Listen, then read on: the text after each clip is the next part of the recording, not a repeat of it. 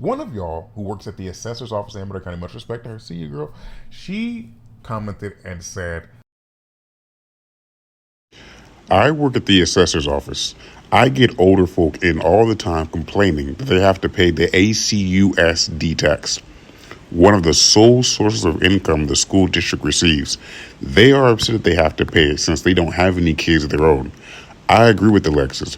The community here really seems to care less about their kids, and after growing up in the school district, it seemed to be a low priority for the school district too.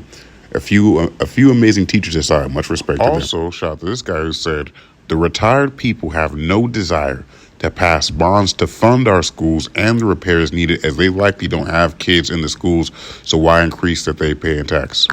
And he's referring to Measure X. This was a measure that was defeated that was supposed to be passed to help repair the school and pay for repairs to the school in Amador County. It would have been a partial tax from the citizens there, but and a lot of they didn't y'all want to echo pass that it. sentiment that a lot of the older people that come there, particularly the retirees that move to Amador County and buy homes in Sutter Creek, they buy homes in Pioneer, etc. They don't want to help the youth. They're not willing to pay a little bit more in taxes to help the youth. This is when we get into a conversation about Measure H in 2022 and how much that stirred up in Amador County 4 years ago. We can skip that. Do y'all know what pays for schools in California? Seriously, do y'all know how schools are funded in California? Do you know what pays for them? You guess it, the LCFF.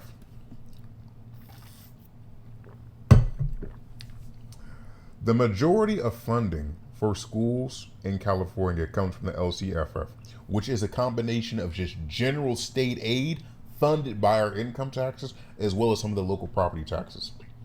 And then as well as some funding coming from outside sources too, maybe local sources, etc. Because you can look at this graph and see that, right? That funding is based on the enrollment rate. It's based on the enrollment rate.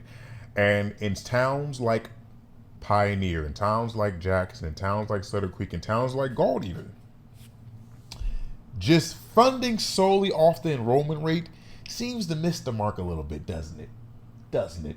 Because I can tell you, these kids here at Galt High and Liberty Ranch, where I'm at in Galt, they don't go on nowhere near as many field trips as the kids that go on in my to go to school in Elk Grove, which makes sense because they have more funding, just higher population.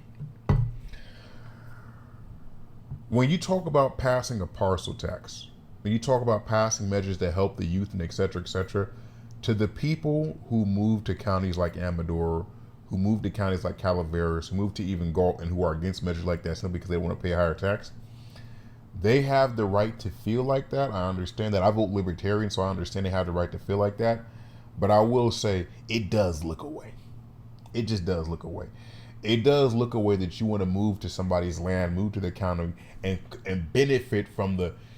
It does look away morally that you want to benefit from the cheaper home, from the cheaper land, et cetera, without contributing to it at all. It does look away.